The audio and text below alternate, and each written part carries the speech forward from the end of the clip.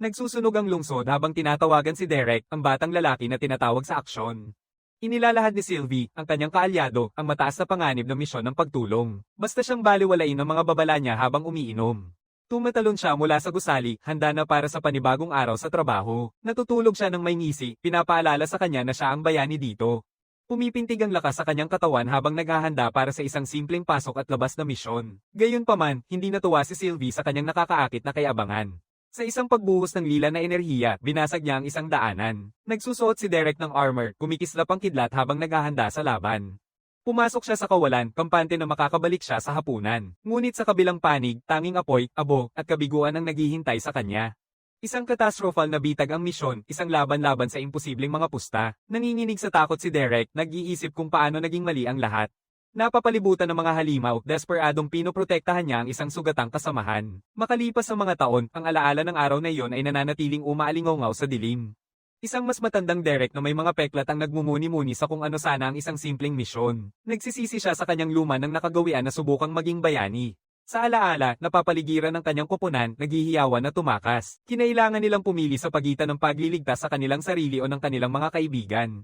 Tunay siyang naniniwala na siya ay sapat ng lakas upang mailigtas silang lahat. Batong Derek ang naghuhukay ng daan, determinado na iligtas ang isang huling tao. Tanging ang mas matandang sarili niya ang makakalingon sa nakalipas na hanggal na pag-asa ng may pagsisisi. Naabot niya ang sugatang sundalo, nangangakong may daan palabas sa apoy. Hinahawakan ng kaibigan, siya ay nagtutulak papunta sa unti-unting nagsisikip na portal. Ngunit ang pangakong kaligtasan ay isang kasinungalingan na kanyang sinabi sa kanilang dalawa. Sa isang sandali ng karahasan, ang kanyang kasama ay hinayla mula sa kanyang piling. Tanging mapapanood ni Derek, ang kanyang mundo ay bumabagsak sa isang iglap. Tumingin siya upang makita ang kanyang tanging daan palabas na malapit nang mawala magpakailanman. Ang tagapagkwento ay puno ng pagsisisi, tinatanong ang sarili niyang mga ginawa. Sa kawalan ng ibang pagpipilian, si Derek ay nagsagawa ng isang huling desperadong takbo patungo sa liwanag. Nagsusumigaw siya ng buong lakas, tumatangging tanggapin ang kanyang kapalaran. Ang kanyang kamay ay umusad, naghahanap ng isang mundong ngayon na wala. Ngunit biglang nagsara ang pintuan, pinutol ang kanyang tanging koneksyon. Sa sandaling iyon, wasak ang buong mundo niya. Nakatingin siya sa natira, hindi makaintindi sa pagkawala. Nasa kawalan, tanging alingawngaw ng kabiguan ang kanyang naririnig at ang alaalang iyon ang ginaisang kay Derek na humihingal para sa hangin. Sila'y bumagsak, nalulunod sa dagat ng pagsisisi at pagkadismaya. Ito ba'y ang kanyang kahinaan o siya'y pinagkanulo mula pa sa simula? Binabaliwala niya ang iniisip, niyayakap ang kanyang sandata para sa kapanatagan. Sinasabi niya sa sarili na patuloy pa rin ang paghahanap ng kanyang mga kaalyado sa kanya. Naghihintay siya ng isang pagtulong na hindi kailanman darating. Kahit ang mga marka na kanyang inukit sa bilangguan na ito ay unti-unting nawawala, nalaman niyang ang walang katapusang kalungkutan ay mahusay para sa isang montage ng pagsasanay. Pinapahusay niya ang kanyang mga kasanayan, ang kanyang sandata ay parang extension ng kanyang kagustuhan. Nagmameditasyon, nagsasanay, nag-insayo, kahit ano para hindi sumabog. Lahat ay pinapalakas ng mahina ngunit matibay na pag-asa na balang araw muling makikita ang araw. Ngunit pagkatapos ng isang walang hanggang panahon, sa wakas ay may nagbago. Isang kakaibang alerto ang pumukaw sa katahimikan ng kanyang pagkakahiwalay. Lumalabas ang isang error sa sistema sa kanyang paningin. Nilalayo na ang host sa sakop, nagbababala siya. Nababahala siya, naisip na nakatali ang kanyang mga kapangyarihan sa sistemang ito. Nabibigo ang koneksyon. Natutulog na ang kanyang tanging pag-asa at nawala na ang koneksyon sa sistema. Nananawagan siya, pakiusap na huwag siyang mawala ng natitirang bagay na mayroon siya. Nilalabanan niya ang kanyang piitan, ngunit ang kawalan ay hindi matitinag. Ang kanyang sariling lakas ay ngayon laban sa kanya sa walang hanggang paghihirap. Ang mga bitak sa kanyang katinoan ay lumalawak sa bawat sandali, ngunit nananatiling buo ang piitan sa paligid niya. Sa wakas, matapos ang matagal na pakikibaka, sumuko na lang siya. Hinayaan niyang dahan-daang bumaba sa dilim. Ngunit matapos ang isang walang hanggang panahon, tinawag muli ng kawalan ang kanyang pangalan. Tumingin siya pataas, nagulat sa kanyang matagal ng kawalan ng pag-asa. At sa kauna-unahang pagkakataon sa matagal na panahon, sumagot siya. May isang tunog ang umalingaw sa kawalang hanggan, isang bitak. Nagtataka siya kung tuluyan ng nasira ang kanyang isipan. Ngunit ang refleksyon sa kanyang mata ay nagsasabi sa kanya na totoo ito. Isang bitak sa kanyang bilangguan at hindi ito nagsasara. Isang puwersa ang muling nagpasigla sa kanyang handgereng makatakas. Wala siyang pakialam kung saan haantong ang daan. Pinapukol niya ang bitak ng buong lakas. Mas mainam ang kahit ano kaysa manatili sa impyernong ito. Ngunit may isang bagay na naghihintay sa kanya sa kabilang panig. Isang malakas na pagsabog ang nagtulak sa kanya pabalik ng marahas. Ang kanyang isang pagkakataon para sa kalayaan ay tinamaan ng buong puwersa. Aba, hindi nga ito parang isang ilusyon. Isang dambuhalang nilalang ang umaatungal mula sa kabilang bahagi ng pagbukas. Napapansin niyang medyo agresibo ang pagtanggap nito. Nagniningning ang mga mata ng hayop na may masamang balak kaya nagpa siya si Derek na turuan ito ng tamang asal. Bukod pa rito, nais niyang subukan ang kanyang sistema ng kaunting lakas. Sinasakyan niya ang hayop, handa sa laban. Nagbabanggaan ng dalawang puwersa sa isang bagyo ng enerhiya. Tumatakas siya sa mga atake nito, halos nakakabuti sa unahan. Ngunit napakalakas ng kapangyarihan ng nilalang, napalipad siya pabalik at ang impact ay kumalampag sa kanyang baluti. Ang halimaw ay nakatayo sa ibabaw niya, panalo sa ngayon. Sige, sigurado na siya ngayon na hindi ito isang panaginip. Napapansin niya ang isang bagay na matagal na niyang hindi nakita. Sa kauna-unahang pagkakataon sa matagal na panahon, siya ay dumudugo. Pinipili niyang ibigay ang lahat, 100%. Nililinis ng sakit ang kanyang isipan, pinaalalahanan siyang buhay siya. Handa na ang halimaw ng isa pang nakamamatay na atake ng enerhiya. Pero nakatapak si Derek, handang tumugon. Matapos ang mga dekada na nakakulong, hindi siya sasuko. Ang halimaw ay umaatungal, hindi naiinis sa kanyang pagtanggi. Nagpapalabas ito ng isang daloy ng enerhiya, isang huling desperadong hakbang. Derek ay biglang lumipad papunta sa gitna ng pagsabog. Lumampas na siya sa kanyang mga hangganan noong matagal na. Nagkita ang dalawang puwersa sa isang mapanirang pagsabog. Hinihiyawan niya ng hamon, patayin siya o lumayo sa kanyang daan. Sa isang huling puwersa, tinatabas niya ang atake. Ginagamit niya ang mga debris bilang mga hakbang papunta sa kanyang target.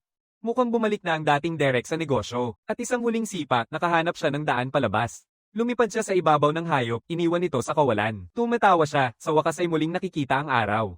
Matapos ang isang walang hanggang dilim, siya ay tuluyang nakalaya. Ngunit ilang sandali lang ang nakalipas sa mismong gubat na ito, napagtanto ng isang batang lalaki na naligaw siya ng malayo sa bahay. Mahirap siyang tinamaan, may pasa at takot na takot. Nahanap niya ang sarili na nakulong sa ilalim ng bangin. At syempre, hindi siya nag-iisa doon sa ibaba. Tanging sigaw lang ang magagawa ng batang lalaki habang papalapit ang hayop. Nagsusumamo siya pabalik, natutulak ang paa sa maluwag na bato. Tumatalo ng nilalang, handang umatake ang mga kuko nito. Nahulog siya sa tubig, umiiyak na humihingi ng tulong. Lumutang siya, humihingal, sa kabila ng lahat ay buhay pa rin. Pagkatapos ay tumaas siya at nakita ang isang kakaibang liwanag sa langit. Isang haligi ng liwanag at enerhiya ang bumagsak sa tubig sa ibaba. At mula sa spray, lumitaw si Derek na nakalapag sa harap ng takot na bata.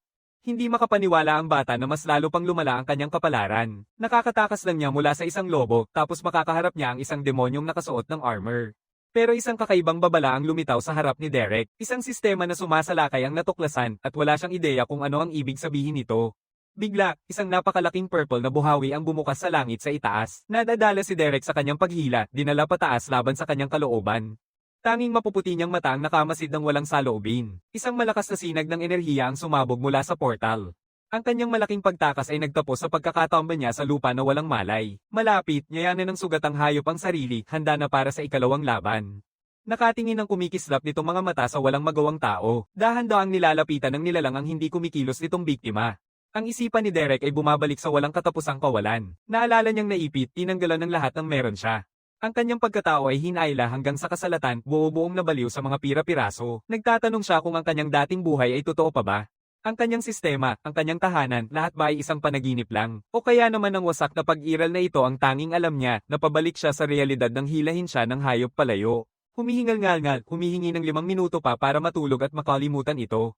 Huminto ang nilalang, nalilito sa kawalan ng takot ng biktima nito. Tawa lang si Derek, nagrereklamo na nakakatuwa ang higpit nito. Umiiling ang halimaw, nauubos na ang pasensya nito. Ngunit sa sandaling iyon, may bumitaw sa mga mata ni Derek. Sa isang lakas, niyayakap niya ang halimaw sa panga nito. Hinahagis niya ito ng walang kahirap-hirap, ikinagulat ang batang nanunood. Tumingin si Derek sa paligid, naguguluhan at ganap na naliligaw. Tapos ngumiti siya, tinatawag ang nakakatakot na hayop na isang tuta. Inilalakad niya ang kanyang bagong paligid, isang gubat ng pagkabulok at pagkasira, isang lugar kung saan ang buhay ay napapalitan ng pagkabulok. Ngunit para sa kanyang wasak na isipan, lahat ay kakaibang maganda. Basta niyang sabihin sa kanyang halimaw na tumahimik ito. Naisip niya na totoo talaga ang kakaibang bagong mundong ito. Mas lalo siyang nabigla nang makita na bumalik ang kanyang sistema, ngunit ganap na na-wipe ito, binabalik siya sa antas zero. Sa kabila ng kanyang mga estadistika, umaasa siyang nandyan pa rin ang kanyang mga kasanayan. Sinubukan niyang magpasiklab ng isang pamilyar na alon ng enerhiya, pero naglaho rin ang atake na parang walang nangyari. Mukhang hindi rin nakakatulong ang paulit-ulit na pagpindot sa skill button. Sa halip, bawat pagtatangka ay nagdudulot ng kirot sa kanyang ulo. Naalala niya ang mensahe ng error na tuklasan ng pag-atake sa sistema. Nagtataka siya kung paano maaaring nagsanib ang kanyang luma at bagong sistema. Naliligaw sa pag-iisip, sinusubukan niyang alamin kung paano siya nakarating dito. Ngunit ang pagkaputol ng isang sanga ay sumire sa kanyang konsentrasyon. Sila ng kanyang bagong kaibigan ay humarap sa tunog. Yun ang batang kanina na ngayon ay nananawagan para sa kanyang buhay. Lubos na naguguluhan si Derek sa takot ng bata. Tumatangis na tanong ng batang lalaki kung hindi ba siya isang demonyong kumakain ng tao. Nagsimula si Derek na mag-post, tinatanong kung anong bahagi niya ang nagsasabi na demonyo siya. Gayunpaman, mukhang sabik ang kanyang halimaw na kasama na patunayan na tama ang bata.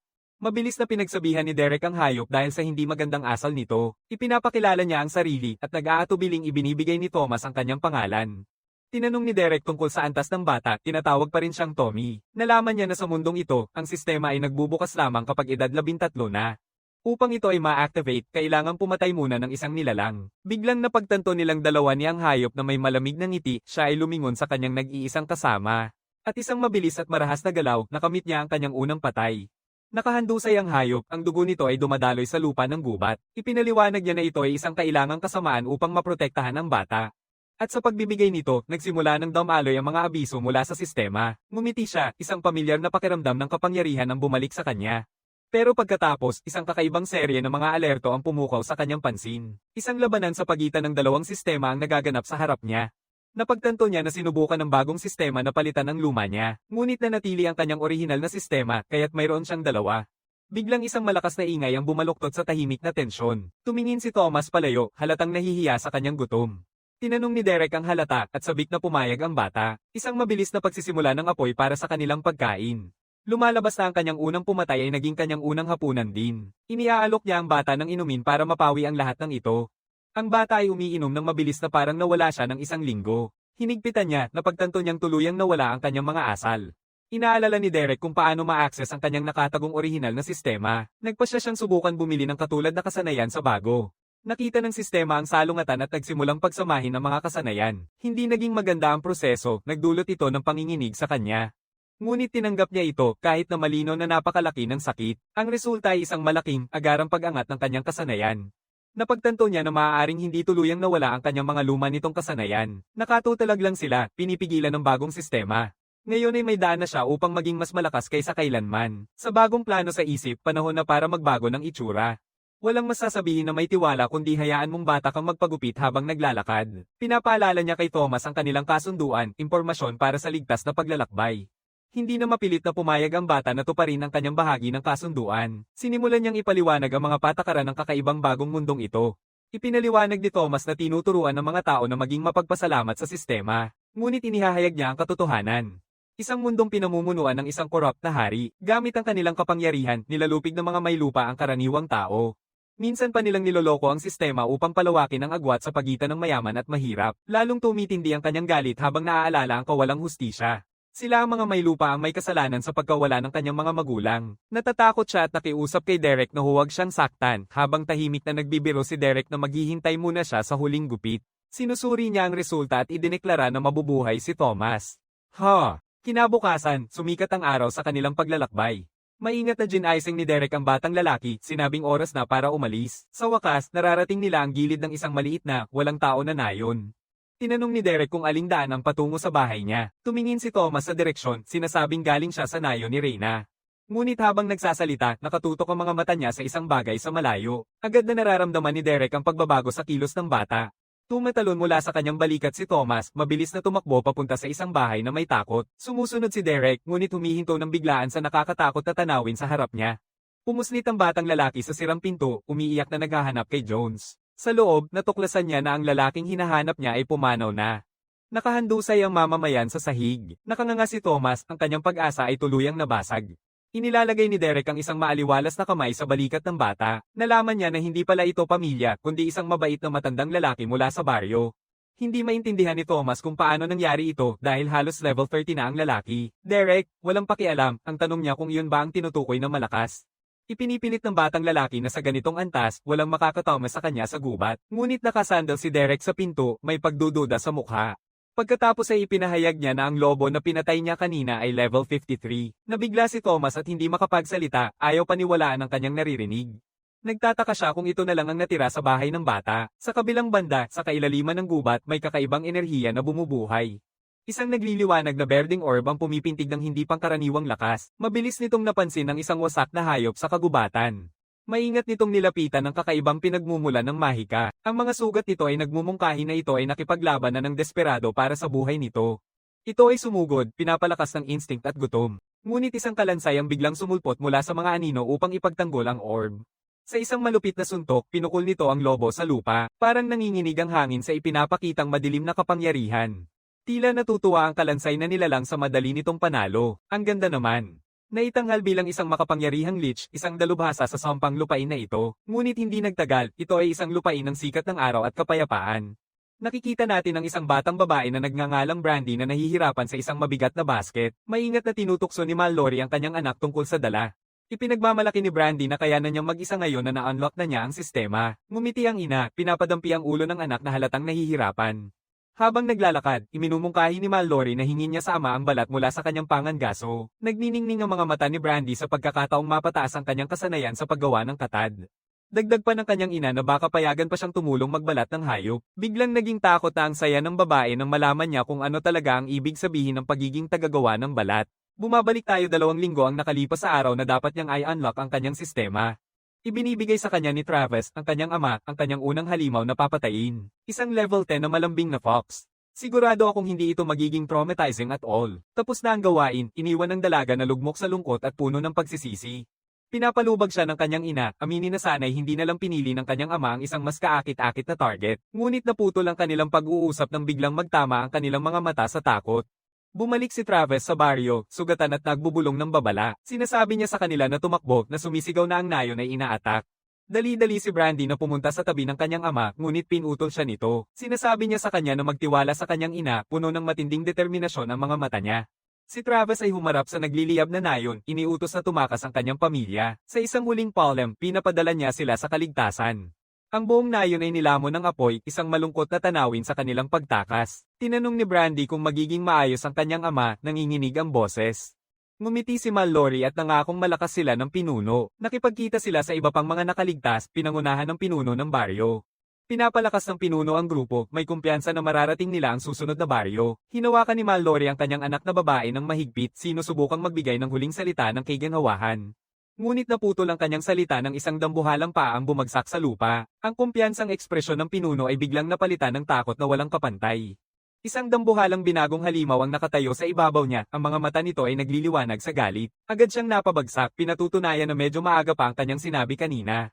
Tanging nanliliit na takot lang ang makikita ni Mallory at ng iba habang nahuhulog ang kanilang leader. Natatakot si Brandy, nakatigil sa kanyang lugar habang bumabagsak ang mundo niya sa paligid. Ang nanalong halimaw ay umuungol, nakatutok na ang tingin sa mga nakaligtas. Handa na itong umatake habang si Brandy ay sumisigaw para sa kanyang ina. Itinulak ni Mallory ang anak niya palayo, sinasabing tumakbo ito. Sa huling matinding sigaw, iniutos niya kay Brandy na tumakas. Ngunit ang batang babae ay natigilan sa takot, hindi makagalaw kahit isang kalamnan. Nakipaglaban si Mallory sa ulo ng halimaw, pinipigilan ito gamit ang kanyang sibat. Ngunit mabilis siyang napalibutan habang dumarami ang mga nilalang na sumali sa laban. Nakadagan sa lupa, ang tanging iniisip niya ay ang kaligtasan ng kanyang anak. Nagpapasya siyang harangin sila hanggang sa makalayo si Brandy. Sa wakas nakawala si Brandy, tumakbo ng walang malay sa gubat na may luha sa mata. Nagtatapos ang kanyang desperadong pagtakas nang siya ay mabangga sa isang nakasuot ng armor. Isang boses mula sa mga anino ang tahimik na nagtatanong kung kailangan nila ng tulong. Si Derek kasama si Thomas ang sumisigaw na syempre kailangan nila ng tulong. Tulad ng dati, perpekto ang timing ng ating bayani. Tumingin si Brandy, ang mukha ay basang-basa ng luha at nananawagan para sa kanilang tulong. Nakahawak si Brandy sa kanya, desperadong nananawagan ng tulong. Hiningi niya na huwag hayaang mamatay ang kanyang ina. Maingat na sumang-ayon si Derek ng isang simpleng, halos nababato, okay. Pinasisilip niya ang isang daliri, nagpapadala ng isang kidlat ng enerhiya pasulong. Agad na pinaputok ang enerhiya at pumatay sa hayop na umaatake kay Mallory. Tanging nakatitig na lang siya sa gulat habang tuluyang nawawala ang banta. Lumilingon siya sa iba, inaalok sila ng natitirang mga pumatay para sa karanasan. Tumanggi si Mallory na nagsasabing wala silang pakialam sa karanasan. Ngumisi si Derek at naisip na magiging masaya rin ito sa kabila ng lahat.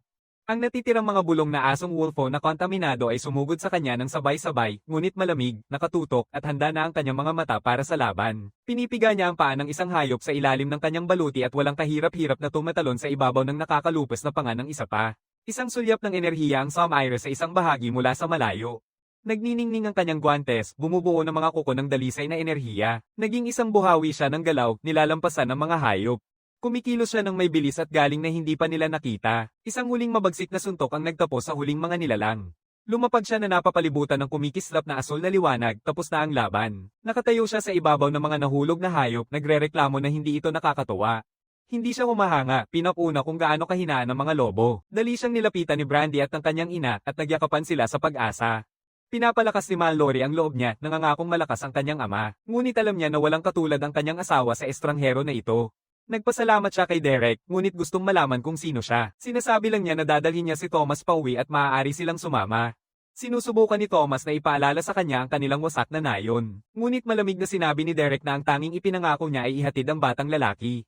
Dagdag pa niya na malamang na nawala na ang kanilang nayon. Ang galing niyang magsalita ng pampasigla. Isang taga-nayon ang nagtatanong kung ano ang mali sa gubat, binabanggit ang Grace Falls. Tinanggihan ni Derek ang tanong ng walang interes, isang simpleng hindi. Pilit na humila si Thomas sa kanyang braso, nananawagan na bumalik na sila. Ngunit tinama ni Derek ang sabi niya, sinasabi na hindi tayo ang makikipaglaban. Nililinaw niya na kung sino man ang tutulong, siya lang ang gagawin. Ipinaalala niya sa batang lalaki ang kanilang kontrata na hindi kasama ang pagsagip sa mga estranghero. Tinanong niya si Thomas kung alam niya ang lihim sa kanyang kaligtasan. Isang madilim na alaala ang dumaan habang ipinapaliwanag niya na umaasa lamang siya sa sarili niya. Natutunan niyang masakit na paraan na huwag magpakasaya sa pagiging bayani. Lahat ng trahedya sa buhay niya ay nagmula sa pagpasok niya sa hindi niya dapat pinapasukan. Tanging ngan galit ang ngipin ni Thomas sa inis. Sumisigaw siya na sa kapangyarihan ni Derek, may tungkulin siyang tumulong. Tumato si Derek sa inosenteng pakiramdam ng katarungan ng binata. Nagsisikap si Thomas na saktan ng kanyang armor, ngunit wala siyang nararating. Sa huli, sumisigaw siya na si Derek ay isang makasariling gago lang. Habang nanonood ang mga taga-baryo, kalmado si Derek na sumasang ayon sa pagsusuri. Ipinapaliwanag niya na sa isang mundong kung saan namamatay ang mga bayani, mas mainam na maging makasarili. Madali niyang nahuli ang kamao ng bata, tinapos ang pag-iyak niya. Sabi niya kay Thomas na magpalakas muna siya, saka siya pwedeng maging bayani. Tumingin pabalik ang batang may matinding sigla, hindi pa rin siya wasak ang espiritu. Humihinahon ang mukha ni Derek habang hinahaplos ang buhok ng bata. Pagkatapos ay ginulat niya ang lahat sa pamamagitan ng pag-angat kay Thomas sa kanyang balikat.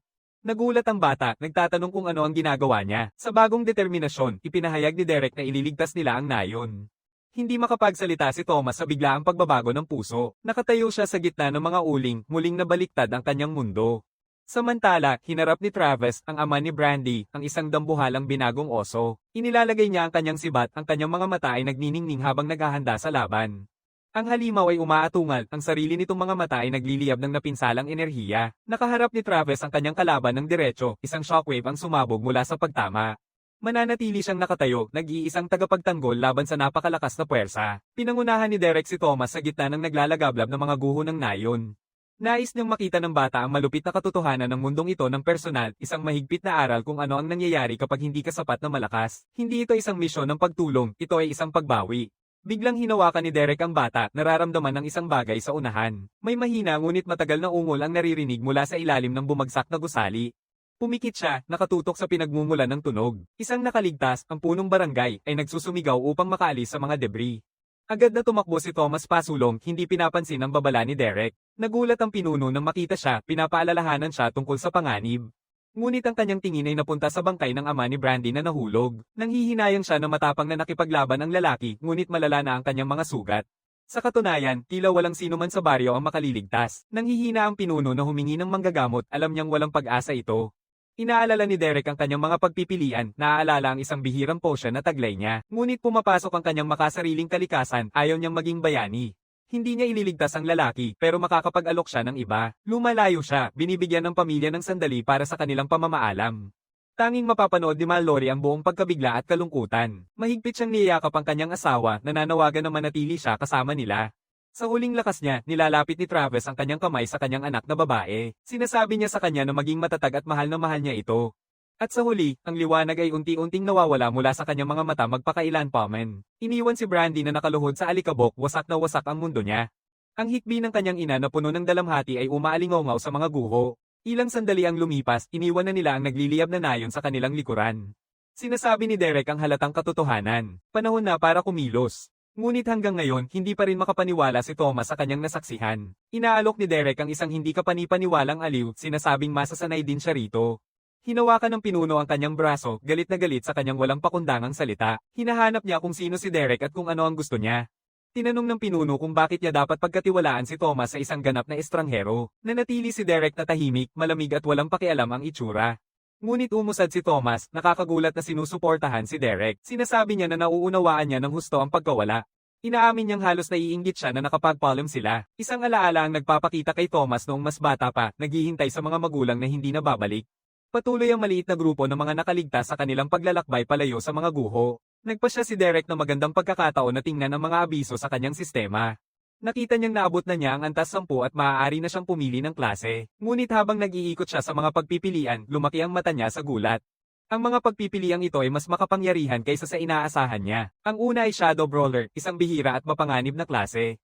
Susunod ay Chaos Glaive, isang epikong klase ng dalisay na pagkawasak. Pagkatapos ay ang Eternal Guardian, isang epikong klase na isinilang mula sa apoy. Sinasabi nga nila, analysis paralysis. Nahirapan siyang magpasya, tinatanaw ang listahan ng mga kamanghamanghang kapangyarihan. Ngunit tumigil siya, huminga ng mahihirapan. Tumingin siya pabalik sa pinuno, pawis na malamig ang lumalabas. Nangangatog siya, nakatitig sa isang huling nakatagong opsyon sa screen. Kampiyon ng Void, isang epikong klase na nagmula sa kanyang sariling impyerno. Sinasabi sa paglalarawan na hindi na siya muling mahuhuli doon dahil siya na ngayon ay bahagi nito. Naalala niya ang walang katapusang kalawakan, ang walang tigil na gutom ng kanyang bilangguan. Hindi ito isang kaalyado o guro, kundi isang brutal at walang awa na Panginoon. Ang alaala ng pagbagsak ng kanyang sariling isipan ay umaalingongaw sa kanyang loob. Natatalo siya ng Void, winawasak siya, at tuluyang sinakop. Ngunit bilang kapalit ng kanyang paghihirap, inaalok siya nito ng ganap na kontrol. Hindi lang siya bilang isang bilanggo nito, siya ang piniling tagapagtaguyod nito. Sa isang pagsabog ng lila na enerhiya, tinanggap niya ang kanyang bagong kapalaran. Ang kapangyarihan ay sumabog mula sa kanya habang hinihila ni Leon, ang pinuno, si Thomas pabalik. Tanging panoorin na lang nila habang nilamon si Derek ng magulong enerhiya ng kawalan. Tinatanggap niya ang tawag ng kawalan, niyayakap ang kanyang bagong kapangyarihan. Isang haligi ng lila na enerhiya ang sumabog, binasag ang langit. Pinoprotektahan ni Leon si Thomas, nananalangin para sa kaligtasan mula sa kaguluhan. Humuhupa ang enerhiya, ipinapakita ang isang nagbago ng Derek, ngayon ang kanyang Panginoon. Tinitingnan niya ng may paghanga ang kamanghamanghang lakas na dumadaloy sa kanya. Ang sinag ng liwanag ay nagsisilbing ilaw ng kanyang pagbabago. Hindi makapaniwala si Thomas at Leon, nakatitig lamang. Sa ibang bahagi, nagulat ang mga nakaligtas sa biglaang kaguluhan.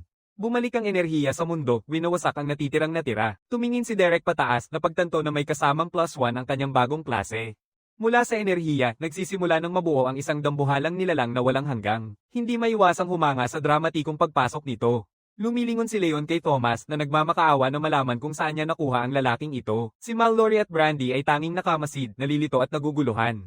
Si Derek ay masaya, naisip na makakakuha siya ng sarili niyang tawag. Bumagsak ang halimaw, ang kanyang malakas na presensya ay niyayanig ang lupa.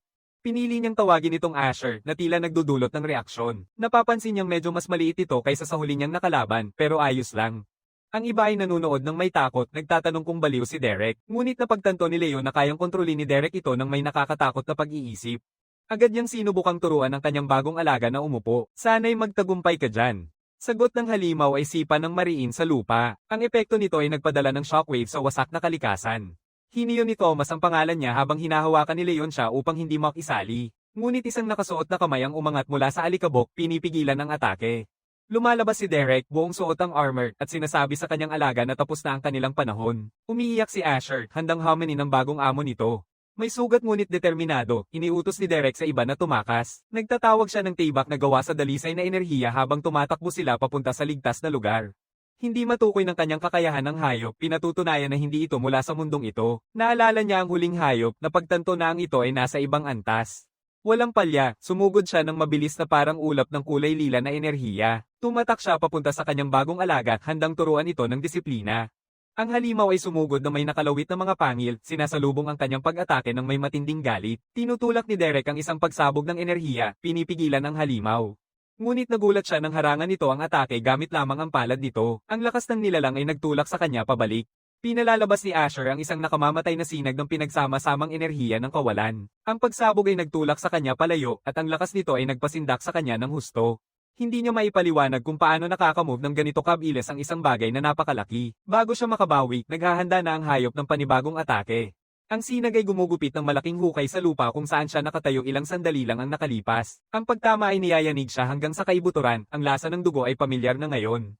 Nahulog siya sa lupa, ganap na natalo ng sarili niyang alagad. Sandaling iniisip na magpanggap na patay, umaasang mapapagod at aalis na lang ito.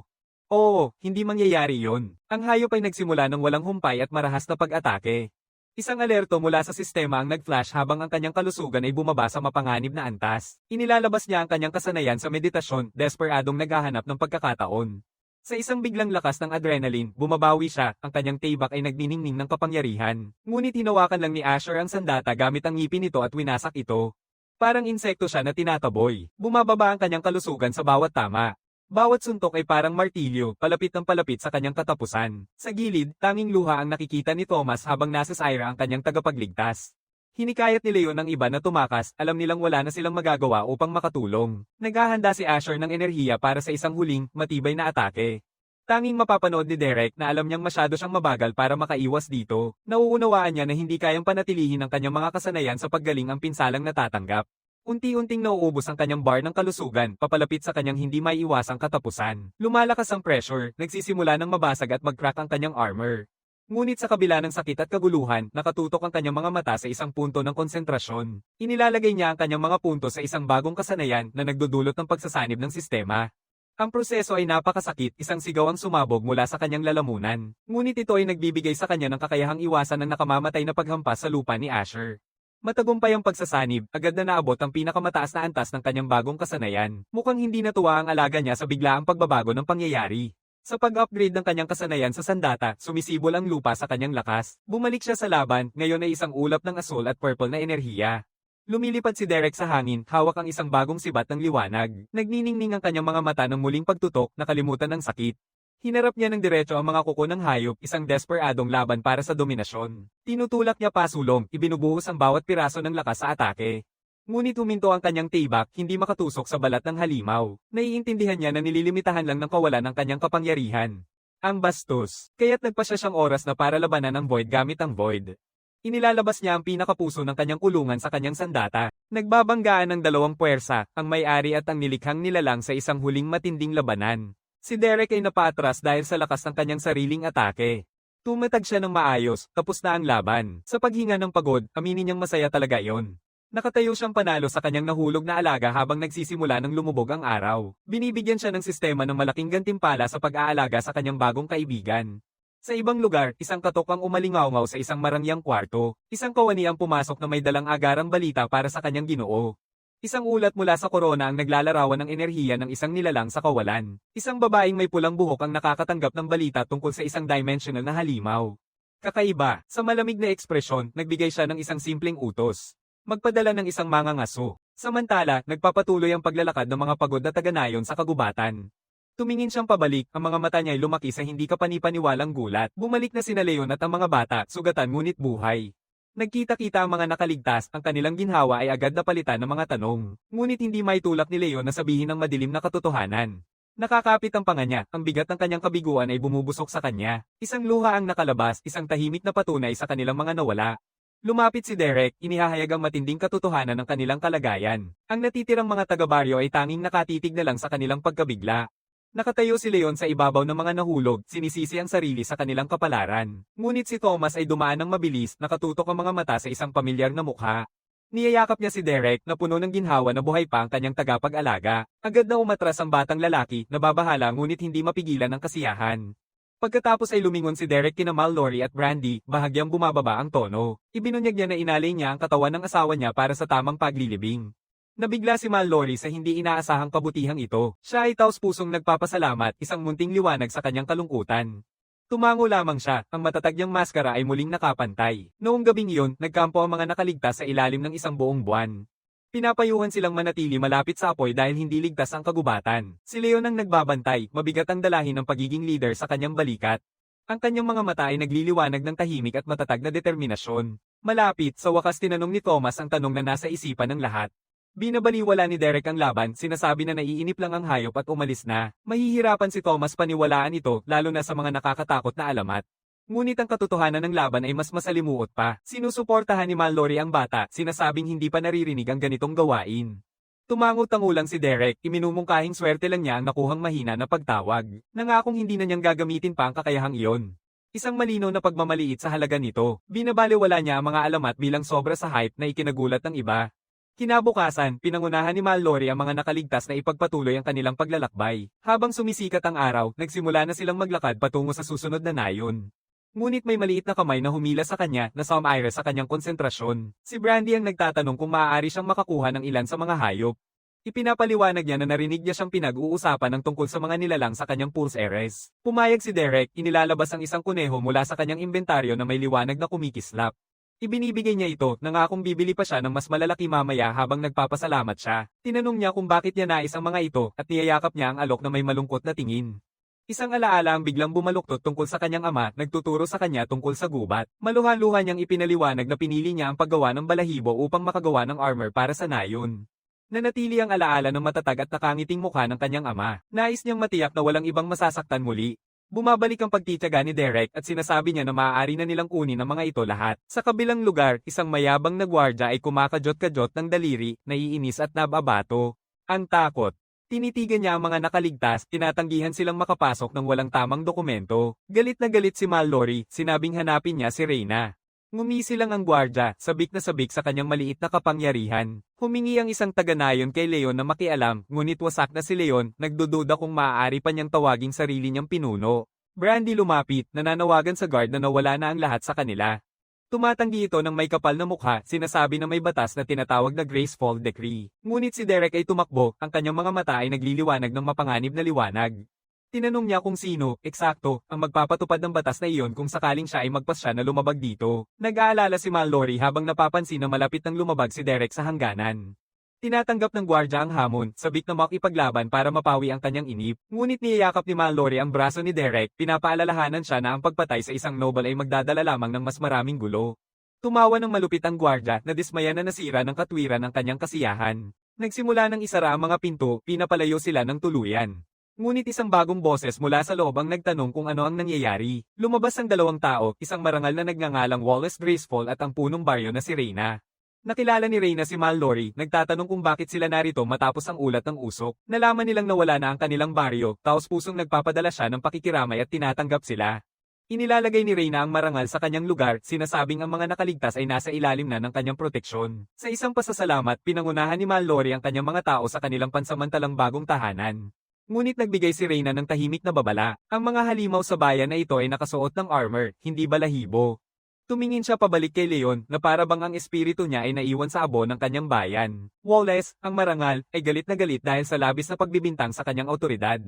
Tahimik na sinasabi ni Reyna na tapusin na niya ang kanyang gawain at umalis sa kanyang nayon. Ninakat niya silang lahat, sinusubukang takutin siya sa pamamagitan ng pagbabanggit sa kanyang ama. Pero mukhang masakit din sa kanya ang usapin ng pamilya, kaya agad siyang umatras. Pinapanood ni Derek silang umalis. Tapos na ang kanyang kontrata kay Thomas. Sinasabi niya sa sarili na nananatili lang siya para mangalap ng impormasyon. Oo na, kaibigan, tawag ni Reyna na inaalok siya ng kanlungan sa loob ng mga pader ng nayon. Nabigla sa kabutihang loob, pumayag si Derek na manatili ng kaunti pang sandali. Ngunit habang siya'y umaakyat, isang alon ng di nakikitang kapangyarihan ang bumalot kay Reyna. Nanginginig siya sa lamig, nagtatanong kung anong uri ng aura ang taglay ng estrangherong ito. Sa kabilang banda, isang nakatatandang mag-asawa ang naghihintay ng may kaba sa pagbabalik ni Reyna. Ang babae, si Delilah, ay naglalakad-lakad sa sahig. Ubus na ang pasensya niya. Hindi siya mapakali habang nawawala si Thomas, ang kanyang apo, at ang tunog ng pagbukas ng pinto ang tuluyang pumukaw sa kanilang tahimik na pag-aalala. Huminto si Delilah, nagtatanong kung ano ang posibleng naging dahilan ng tagal. Ngunit namatay ang kanyang salita sa kanyang lalamunan nang makita kung sino ang kasama ni Reyna. Pumipintig si Thomas papunta sa kwarto, puno ng tuwa ang boses niya. Mabilis siyang nilapitan ng lola niya at sa wakas, bumagsak ang kanyang mga luha. Hinarap ng batang lalaki ang kanyang mga mata, ligtas na sa kanyang mga braso sa wakas. Sa wakas, nagkita-kita na muli ang pamilya. Isang maliit na sandali ng kapayapaan sa gitna ng kaguluhan. Ngumiti si Reyna, nagtatanong kung sapat na ba itong mahintay. Derek at Thomas ay tahimik na nagtitinginan, tapos na ang kanilang paglalakbay. Habang nagkakasama-sama ang pamilya, tahimik na nanonood si Derek. Di nagtagal, nagtipon-tipon ng mga lider upang pag-usapan ang malungkot nilang kalagayan. Lumiko si Reyna kay Derek, kinikilala na siya ang dahilan kung bakit may nakaligtas. Yumuko siya, inaalay sa kanya ang walang hanggang pasasalamat ng nayon. Sa wakas, muling nagkita si Thomas sa kanyang mga lolo't lola, nagtatamasa ng isang bihirang sandali ng kapayapaan.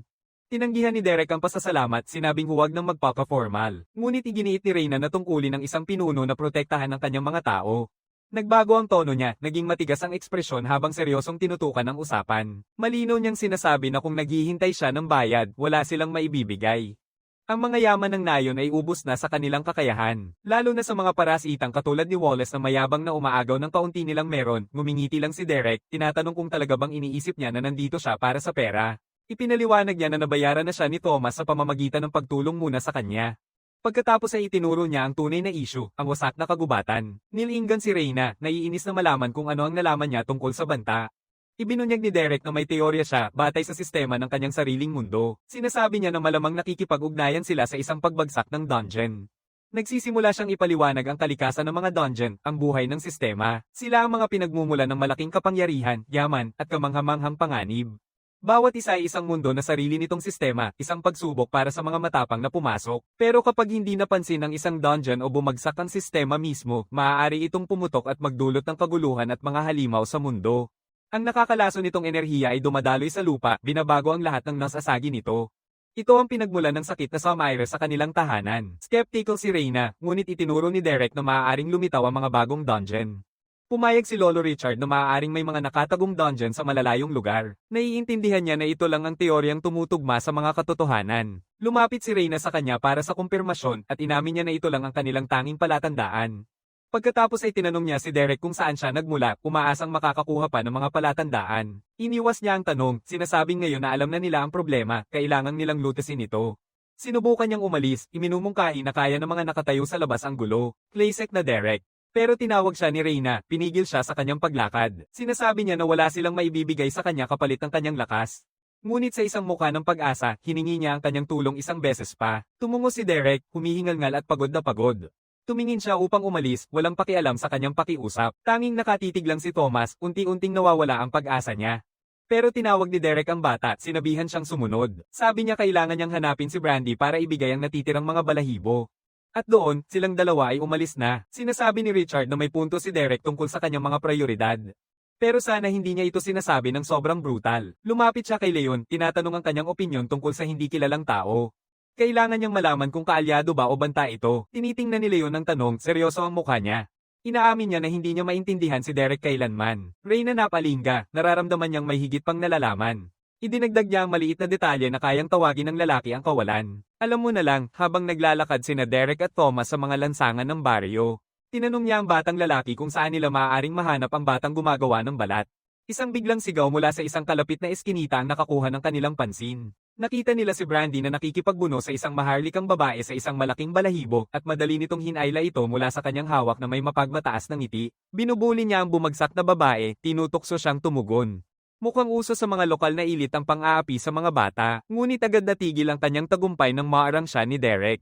Biglang naging takot na takot ang kanyang mukha, nagniningning ang kanyang mga mata ng isang kilalang mapanganib na liwanag. Isang espada ang bumagsak sa lupa habang dumadating si Wallace sa lugar. Hiningi niya ang katarungan, galit na may isang karaniwang tao na nang ahas na hawakan ng isa sa kanyang mga kasamahan. Hinahamon niya si Reyna, sinasabing umalis siya sa daan o harapin ang mga kahihinatnan. Ngunit nananatili si Reyna sa kanyang kinatatayuan, ayaw niyang magkaroon ng labanan sa kanyang nayon. Hindi siya makapaniwala na si Derek na ang nagdudulot na ng ganitong kalaking gulo. Naiintindihan niya na ang babala ni Leon tungkol sa kanya ay isang maikling salita lamang. Sinusubukan ni Thomas na aliwin si Brandy habang niyayakap niya ang nakaw na balahibo. Wallace tinanggap ang hamon, handang ipakita sa karaniwang tao kung sino ang boss. Pero walang kahirap-hirap na nahuli ni Derek ang kanyang pulso, pinigilan ang atake. Binato niya ang marangal, sinabing kunin niya ang babae at umalis na. Inanunsyo ni Derek sa mga tao na aalis na siya kahit noon pa. Nalula si Thomas. Hindi siya makapaniwala na iiwanan ni Derek sila, ngunit ngumiti si Derek at tumingin pabalik, nangangakong babalik siya. Ibinigay niya kay Thomas ang pang-ukit, sinabihang mag-practice habang siya ay wala. Sa huling babala na huwag buksan ang kanyang sistema, umalis si Derek. Tumayo si Wallace, galit na galit at hindi handang magpatalo. Ngunit pinutol ni Derek siya, napapalibutan ng mga natalo niyang kawal ng Noble. Lumalapit siya, sinisiguro na malinaw na naintindihan ang kanyang susunod na salita. Kung sakaling sakta ni Wallace ang sinuman sa baryo na ito, papatayin siya ni Derek. Tanging ang mga kawal ng Noble ang nakatitig lang, natulala sa kanyang lakas. Pinapanood siya ng mga taga-nayon habang umaalis, may halong paghanga at takot sa kanilang mga mata. Isang aura ng kulay lila na enerhiya ang bumabalot sa kanya, patunay ng kanyang kapangyarihan. Galit na galit si Wallace, iniutos niya sa isa sa kanyang mga tauhan na sundan siya. Pumasok si Derek sa kagubatan, naaalala ang isang tagumpay na binanggit ni Thomas. Alam niyang kailangan niya ng mataas na antas na patayin at may isang mangangaso ang sumusunod sa kanya mula sa mga puno.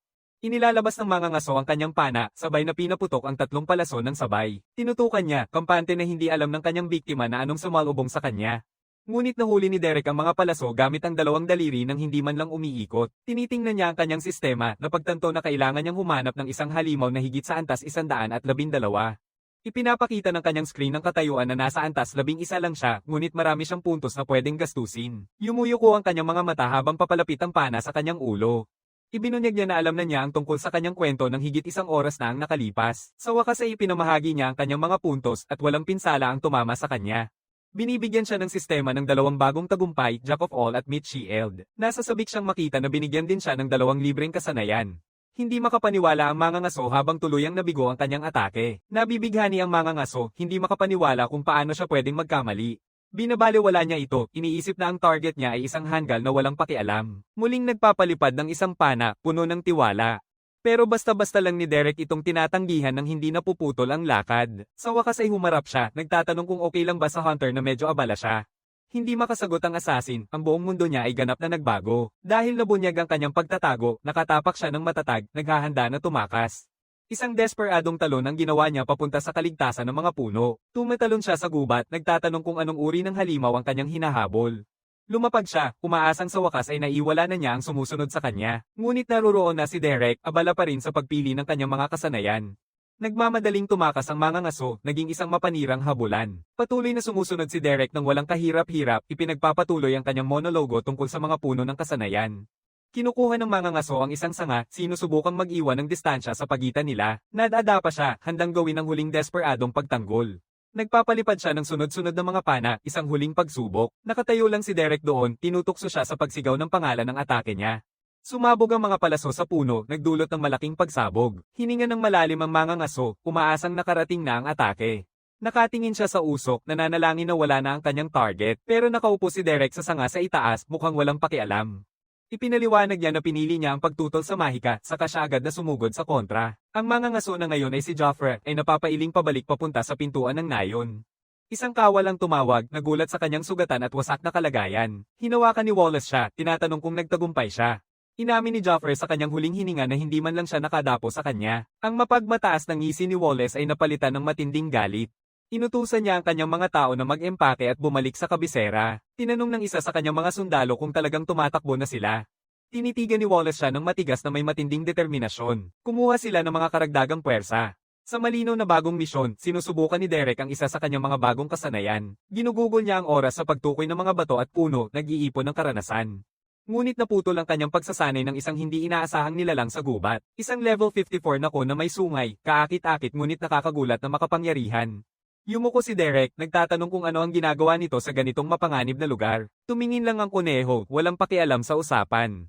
Ngumiti siya, sinabing hindi niya ito saktan kahit pa ito ay tumugma sa kanyang antas. Agad na tinugunan ng kabaitan niya ng isang sungay sa mukha. Nag-iwas si Derek, nagulat sa biglaang agresyon ng malambing na nilalang. Naduduwal siya, nagtatanong kung ano ang nangyari. Nabigo ang kuneho, nakabaon na ng mahigpit ang sungay nito sa isang puno. Nagpapalabas ito ng sinag ng enerhiya, malinaw na hindi nito gusto na baliwalain. Ang nilalang ay bumaba, handa na sa panibagong laban ng walang dahilan na karahasan. Ito ay isang personal na laban ngayon. Ngumisi si Derek, sa wakas tinanggap ang hamon. Hamukay ang kuneho ng mga paa nito, naghahanda sa isang buong atake. Sa isang pihit ng kanyang mga daliri, nagpasya si Derek na oras na para maglaro. Muling sumabog ang isang enerhiya mula sa sungay ng maliit na nilalang. Derek ay maingat na umiwas sa mga atake, parang sanay na sanay. Madali niyang nahuli ang galit na kuneho sa ere. Hinawakan niya ang kumikibot na nilalang, tinawag itong maliit na suwail. Sagot ng kuneho ay ang pagkagat sa kanyang kamay. Isang abiso mula sa sistema ang nagsabi na nakatanggap siya ng kabuoang 26 na pinsala. Tawa lang niya ito, halos hindi napapansin ang gasgas, ngunit biglang bumalat sa kanya ang isang malamig na pag-unawa. Ang ganitong uri ng atake ay maaaring ikamete ng isang tulad ni Thomas. Tinitingnan niya ang maliit, galit na halimaw sa kanyang mga kamay. Maingat niyang ibinabalik ang kuneho sa lupa. Sa isang alon, iniwan niya na lang ito, pinapas siyang hindi ito sulit na pag-aksayahan ng effort. Tinitigan siya ng kuneho habang umaalis, ang galit nito ay unti-unting naging isang tahimik na pangakong paghihiganti. Ipinagpatuloy ni Derek ang kanyang paglalakbay, iniisip kung aling bagong kasanayan ang dapat niyang matutunan. May kumpiyansang ngiti sa kanyang mukha. Iniaalok sa kanya ng sistema ang 3 kakayahan sa pagpapanumbalik na pagpipilian. Ang daong lamok ay magpapagaling sa kanya sa laban, isang nakakaakit na pagpipilian para sa nag-iisang mandirigma. Ngunit ang pagbabagong buhay ay nag-aalok ng tiyak na paggaling, isang mas maraming pwedeng magamit na opsyon. Inilalagay niya ang sariling kapakanan laban sa mas sumusuportang pagpili. At sa isang sandali ng hindi karaniwang kabutihang loob, ginagawa niya ang kanyang desisyon. Pinili niya ang kasanayan hindi para sa sarili kundi para sa mga tao na iniwan niya. Malakas ang pagtama nito sa kanya, nagtatanong sa kanyang sariling makasariling motibo. Matapos ang isang walang hanggang pag-iisa, sa wakas ay nakatagpo siya ng mga tao, pero tumakbo rin siya. Hinahampas niya ang kanyang mga ngipin, naiinis sa kanyang sariling nakasanayang pagiging makasarili. Sinasabi niya sa sarili na ito ang pinakamabuti, na delikado ang kanyang presensya. Ngunit ang kanyang mga mata ay nagkakanulo ng isang labanan na hindi na niya kayang baliwalain. Magalang na naputol ang kanyang pagninilay ng isang biglaang masakit na pagtama. Napaatras siya, nagtataka kung ano ang sumuntok sa kanya. Ito ang kunhong may sungay mula kanina, at halatang galit na galit. Ang munting nilalang ay naglabas ng panibagong putok, malinaw na may sama ng loob. Ngunit ang kanilang munting pagtatalo ay nakakuha ng hindi inaasahang pansin mula sa mga anino. Gayunpaman, tila hindi apektado ng bagong banta ang kuneho. Sa isang iglap ng karahasan, pinatay ang lobo ng may nakababahalang kalupitan. Tumatalo ng dugo ang kuneho, sinira ang lahat ng alam ni Derek tungkol sa mga hayop sa gubat. Iniisip niya na ang munting halimaw na ito ay parehong isang psychopath at isang hanggal. Nakatayo lang ito roon, isang perpektong halo ng kaakit-akit at nakakatakot ng sobra. Sa isang pailes na balikat, nagpa siya si Derek na hayaan ang kanyang bagong mamamatay tao na kasama. At kaya, nagsimula ang isang hindi inaasahang duo sa kanilang paglalakbay sa bulok na gubat. Nagtatayo sila ng kampo para sa gabi, isang sandaling kapayapaan. Pero sobra ang halaga ng kapayapaan kapag meron kang kuneho na pwedeng maging bala. Binibigyan niya ng haplos ang kanyang bagong alaga na tila tinatanggap ito ng may panlilibak. Ngunit tila hindi mapapawi ang pagnanais ng kuneho na manghuthot kaya muling bumalik ito sa laban. Kinabukasan, nag-uunat si Derek, handa nang ipagpatuloy ang kanyang paglalakbay. Tinatawag niya ang kanyang maliit na mapanirang patay na kasama upang umusad na, ngunit nakaupo lang ang kuneho, tila tapos na ang kanilang paglalakbay. Lumiko si Derek, naguguluhan sa bigla nitong pagtanggi na sumunod. Tumingin siya pabalik at nakita na hindi kumilos ang nilalang kahit isang pulgada. Naiintindihan niya na hanggang dito na lang ang kaya gawin ng kanyang maliit na balbon na gabay. Ang kuneho ay pamapalo ng paa, ang itsura ay matibay na pagtutol. Ngumiti si Derek at binati ito ng isang kamay, sinasabi na marahil ito ang pinakamahirap na bagay sa gubat. Tinatanggap niya na ang kanilang kakaibang pagsasama ay malamang magtatapos din sa huli. Sinusubukan niyang kalmayan ang sarili, pinipigilan ng pamilyar na pakiramdam na nag-iisa siya. Isang panaginip tungkol sa kawalan ang nagpapaalala sa kanya na ang kalungkutan na ito ay isang pagpili. Naglalakad siya, sinasabi sa sarili na mag-isa siya dahil pinipili niya ito. Sa mas malalim na bahagi ng gubat, isang kakaibang berdeng orb ang pumipintig na may nakakalaso na enerhiya. Nakikita ni Derek ang pinagmulan ng sakit at ginagamit ang kanyang kakayahang tukuyin. Ito ay isang dungeon na level 100 at nasa estado ng labis na pag-apaw. Alam niyang maaari niyang matagpuan ang kanyang target sa loob, ngunit napakataas ng panganib. Ang takot na maipit muli ay sapat na upang pigilan siya. Nagpasya siyang bumalik, umaasang wala na ang mga may lupa ngayon. Tinawag niyang isang walang saysay na paglalakbay at tumalikod na siya upang umalis. Ngunit isang dambuhalang gol ang sumabog mula sa lupa, hamarang sa kanyang daan.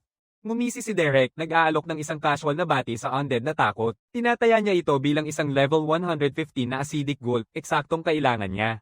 Matagal na niyang pinipigil ang kanyang frustration. Umiiyak ang hayop, kasabay ng kanyang galit. At ngayon ay may maipapakita na siya para mailabas ang lahat. Humihinto ang ghoul, isang ulap ng berdeng at itim na enerhiya. Sasalubungin ni Derek ang pagbato nito, ang kanyang sibat ay nagniningning ng lakas. Sa isang malakas na suntok, pinutol niya ang braso ng nilalang. Tinukso niya ang hayop, hindi naiinis sa unang galaw nito. Ngunit naputol ang kanyang salita nang muling mabuo ang braso sa isang iglap. Ang maasim na spray ng ghoul ay tinutunaw ang kanyang mga damit at balabal. Sundan nito ang isang malakas na sipa, halos hindi makapaniwala si Derek na may iligtas niya ang sarili gamit ang natitira niyang kagamitan. Nagtatago at umiwas siya, napilitan na ngayong tumakbo palayo. Inamin niyang mas matindi ang nilalang kaysa sa akala niya, ngunit tumigas ang kanyang mukha na may malamig at pamilyar na determinasyon. Inilalabas niya ang kanyang armor, nagpa siya na panahon na para tumigil sa pag-iwas. Sa isang biglaang lakas, siya ay sumugod para sa isang nakamamatay na balik atake. Kumikilos siya na parang isang ulap, tinatanggihan ang galit ng mga sipa ng halimaw. Nagkikita ang dalawang puwersa, hawak ng kanyang sibat ang braso ng ghoul. Tumatango siya ng matigas, tumatangging magbigay kahit isang pulgada. Nagniningning ang kanyang mga mata ng enerhiya ng kawalan habang inihahanda ang sarili niyang atake. Pinalalabas niya ang isang makapangyarihang sinag ng kulay lila diretso sa hayop. Ang pagsabog ay tumama sa dibdib ng ghoul ng direkta. Ngunit bumawi ang halimaw, ibinaba ang malapad nitong kuko sa kanya. Tumatwa si Derek, hindi naiinis sa sinasabing mataas nitong antas. Ang asido ay natutunaw ang kanyang baluti, muling inilalantad siya. Nagtatanong siya kung ito ba talaga ang tinatawag na lakas sa mundong ito. Pinapalakas niya ang sarili niyang kapangyarihan, sinasagot ng kawalan ng tahimik niyang tawag. Ngumingiti ng baliw, sinasabi niya sa halimaw na huwag siyang patawan ng tawa. Ang gulay sumigaw pabalik, ang dila nito ay sumasalubong sa kanyang enerhiya. Nagbabanggaan ng dalawang kapangyarihan sa isang malakas na pagsabog ng kulay lila na liwanag. Ang buong kagubatan ay wasak dahil sa lakas ng pagsabog. Nananalo si Derek habang nagsusumamong umaapaw ang mga alerto mula sa sistema. Nakuha niya ang maraming antas at isang bagong nakakagigil na tagumpay. Nakatayo mag-isa sa gulo, tapos na ang laban. Ang lupa ay nagsusunog ng asido, isang huling paalala ng labanan. Umupo siya, nagrereklamo sa kalagayan ng kanyang baluti. Itinatago niya ito, hindi alam kung kailan pa ito mapapalitan o maayos. Inaalis niya ang sirang kamiseta, nagsisisi sa kakulangan niya ng panlabas na kasuotan sa paglalakbay. Lumalabas siya ng isang extrang tonika, halatang hindi siya fan ng lokal na fashion. Lumipas ang 2 linggo sa baryo ni Reyna mula nang umalis si Derek. Nakatuon si Thomas, tinatapos ang kanyang gawain. Sa isang huling hagod, idineklara niyang tapos na ang kanyang obra maestra. Inilalabas niya ang trimmer na iniwan ni Derek, ang kasangkapan ng kanyang bagong hanap buhay. Ang kanyang unang customer ay tinitingnan ng malikhaing resulta sa salamin. Gustong-gusto niya ito, at opisyal ng barber ng baryo si Thomas. Iniaalok niya ang kanyang serbisyo kay Brandy na tila hindi masyadong nasisiyahan. Binibigyan niya siya ng tingin na para bang sumasakit ang gatas, isang malinaw at tiyak na hindi. Matalinong nagpa siya si Thomas na iwanan na lang ang paksa agad. Napapansin niya ang mood ni Brandy at nagtatanong kung may mali. Inamin niya na nauubusan na siya ng mga materyales na ibinigay ni Derek. Nagsanay na siya ng husto at kailangan pa niya ng mas maraming bala para magpatuloy. Nakikiramay si Thomas, umaasang babalik si Derek para sa kanyang malaking araw. Naalala ni Brandy ang pagtatangka ng kanyang lolo na tulungan siyang buksan ang kanyang sistema. Pero ipinaliwanag ni Thomas na naghihintay siya kay Derek tulad ng kanyang ipinangako. May tiwala siyang mahahanap ng kaibigan niya ang perpektong unang biktima. Sa ibang lugar, isang nakaputi na nakatapis ng balabal ang dumating sa mga guho ng nayon ni Leon. Pumasok sila sa mga nag-iisa at kalat na labi ng nayon. Isang kamay ang humahaplos sa lupa, nakararamdam ng nananatiling enerhiya ng kawalan. Tinitiyak ng mga ngaso na narito ang isang void beast gaya ng ulat. Pero nararamdaman din nila ang isang pangalawang hindi pamilyar na marka ng kapangyarihan. Ang bakas ng enerhiya ay mahina ngunit mahahanap pa rin. Diretsong patungo ito sa nayon ni Reyna at nagsisimula na ang pangangaso. Samantala, bumabalik si Derek mula sa pasukan ng dungeon. Alam niyang magiging malaking hamon ang paglilinis sa lugar na iyon, ngunit huminto siya, may nakabiglang ekspresyon sa mukha. Isang pamilyar na mabalahibong mukha ang naghihintay sa kanya sa daan. Tumatapik ang kunhong may sungay sa paa nito, hindi nagbabago ang itsura galit na galit, hindi maiwasang ngumiti ni Derek sa maliit niyang mapanganib na tagasunod. Tinanong niya kung ang kanyang pagtitiyaga ay senyales ng pagmamahal o kung sinusubukan lang nitong patayin siya na agad namang pinagtibay nito. Pinagsasabihan ni Derek ang nilalang, pinaalalahanan nito sa kanyang pangako kay Thomas. Nagbabantang kung hindi ito magpapakabait siya ang magiging pagkain. Sa wakas, naintindihan ng maliit na halimaw ang seryoso ng sitwasyon. Itinatakda niya ang mga alituntunin. Pwedeng sumama, pero hindi ito tinatanggap sa nayon. Ang demonyong titig ng kuneho ay nagpapakita na hindi ito magaling sumunod sa utos. Huminga ng malalim si Derek, halatang nagsisisi sa buong pakikipag-ugnayan na ito. Inilalagay niya ito, nagpasya na lang na ituloy na ang lahat. Sa isang simpleng utos, pinapangunahan niya ang kanyang bagong mapanirang anino. Nagpapasya siyang oras na para bigyan ng tamang pangalan ng kanyang bagong kasama. Mukhang masaya ang nilalang sa ideyang iyon. Nag-iikot siya sa ilang pangkaraniwang pangalan habang nagpapahinga sila, ngunit wala sa mga ito ang akmang-akma sa kakaibang personalidad nito. Isang personalidad na kinabibilangan ng pagpatay sa mga halimaw na 5 antas ang taas kaysa dito. Sinubukan pa niya ang ilang mas malikhaing pagpipilian, ngunit walang pumasa. Pagkatapos, sa isang sandali ng inspirasyon, natagpuan niya ang perpektong pangalan. Lumingon siya, handang gawing opisyal. Pinangalanan niya itong Sylvie, isang multo mula sa isang buhay na halos hindi na niya maalala. Sa bagong pangalan at layunin, ipinagpapatuloy nila ang kanilang paglalakbay. Isang linggo ang lumipas, sa wakas ay nilalapit na nila ang nayon. Sinasabi ni Derek kay Sylvie na dito na sila maghihiwalay, hawak ang isang maliit na nilalang. Ipinaalam niya na hindi tinatanggap ang kanyang kakaibang uri ng kaguluhan sa loob. Nangakong magbabalik siya sa loob ng ilang araw, iniwan siyang maghintay. Iniaalok niya sa kanya ang isang pamamaalam na regalo na tinatanaw niya ng may mapanganib na hanggerang pumatay. May kakaunting sandaling pagtangi si Derek sa maliit na nilalang, ngunit agad siyang pinigil ni Sylvie ng marahas na headbutt. Inilalabas niya ang chipmunk na level 50 na ngayon ay itinalagang unang nakatayang ni Thomas. Sa wakas ay nakalaya mula sa kanyang balbon na maninila, tumatango siya sa gwardya sa pader. Tumatawag ang guard, tinatanong kung sino ang papalapit sa gate. Sinabi ni Derek na huwag na siyang guluhin, naghahanda para sa mas dramatikong pagpasok. Tumatak siya sa pader ng isang hakbang lang, ikinagulat ang bantay. Tumatag siya ng maayos sa rampart, labis na nagulat ang bantay. Habang nanghihina ang lalaki, hinawakan ni Derek ang braso niya para tulungan siyang tumayo. Pinuri pa niya ang gupit nito. Umalis na ang mga balita tungkol kay Thomas. Sa isang walang kahirap-hirap na talon, bumaba siya sa mismong bayan. Tumatawag siya kay Thomas, ipinapahayag ang kanyang matagumpay na pagbabalik. Huminto ang batang lalaki, halos sumalpok sa isang mamamayan. Tumakbo siya ng mabilis, ang kasiyahan niya ang nangingibabaw sa lahat. Sina Thomas at Brandy ay nagsusumigaw ng mga balita tungkol sa kanilang mga progreso. Pareho nilang sabik na nagtatanong tungkol sa nilalang na mataas ang antas na ipinangako niya. Napapailing si Derek sa kanilang enerhiya, nag-aalok ng isang kakaibang ngiti. Binabato ni Thomas si Brandy sa gilid, sinasabi na ang kanyang layunin ay maging kasing lakas ni Derek. Nakatingin sa kanya ang dalawang bata, humihinga ng mabagal sa paghihintay. Huminga siya ng malalim, naiintriga sa kanilang walang katapusang tanong. Inalok niya si Brandy ng isang kutsilyo at nangakong mas maraming balahibo para sa kanyang paggawa ng katad. Binibigyan niya siya ng bagong layunin, maabot ang antas 10 para sa isang espesyal na proyekto. Pagkatapos ay lumingon siya kay Thomas, nagtatanong kung handa na siya sa sarili niyang hamon. Isang maliit na pigil mula sa kanyang bag ang nagbunyag ng espesyal na regalo na kanyang ibinalik. Sinabihan niya ang bata na magkita sila bukas para sa wakas ma-unlock ang kanyang sistema. Naglalaro ang dalawang bata, puno ng kasiyahan. Ngunit itinaas ni Derek ang isang daliri, nagdadagdag ng isang huling mahalagang kondisyon. Tinanong niya kung may tavern ng baryo. May prioridad ang isang bayani. Binubuksan niya ang pinto, handang uminom ng karapat-dapat na inumin. Humihinga siya ng malalim, nilalasap ang pamilyar na amoy ng isang tavern. Pumasok siya, umaasang may maayos na serbesa ang mundong ito. Isang maliit na ngiti ang sumilay sa kanyang mukha habang nararamdaman niyang parang nasa bahay siya. Ngunit nadaragdagan siya ng isang nakaputi na nakatapis, na bigla. Nang mahawakan niya ang kanilang braso, naramdaman niya ang isang pamilyar at mapanganib na enerhiya. Tinitigan ng hunter ang kanyang mga mata, isang reticle ang nagsasabi na siya ang target.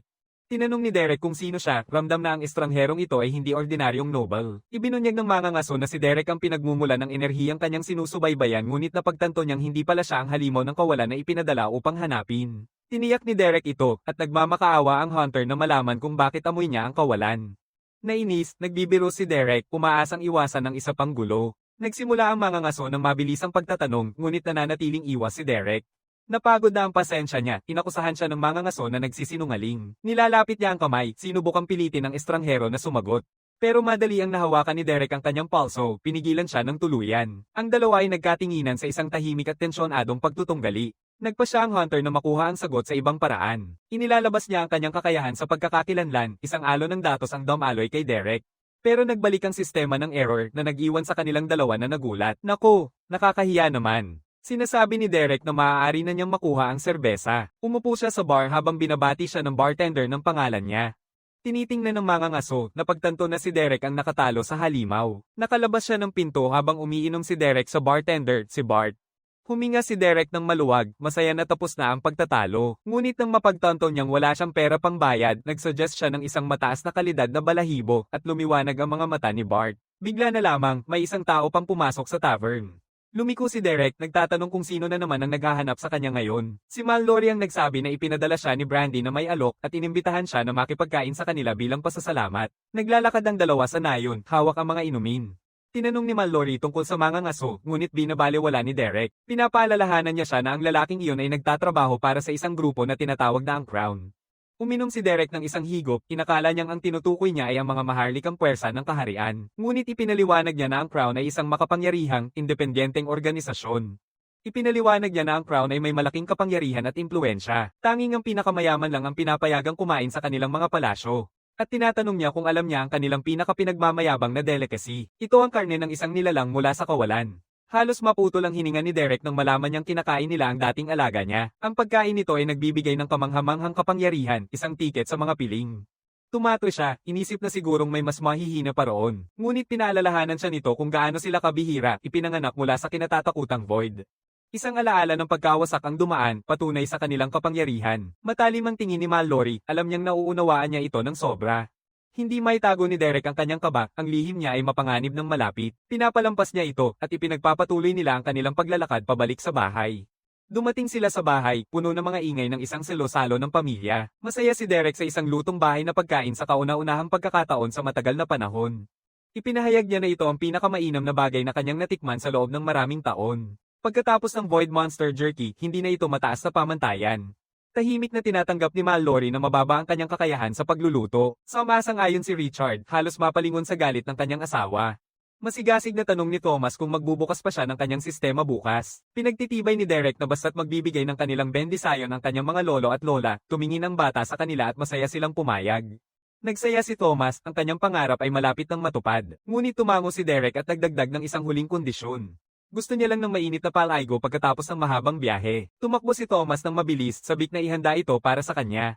Nagtawanan ng mga matatanda sa walang hanggang enerhiya ng bata. Tumingin si Derek sa bintana, ang kanyang refleksyon ay parang multo ng kanyang ibang sarili.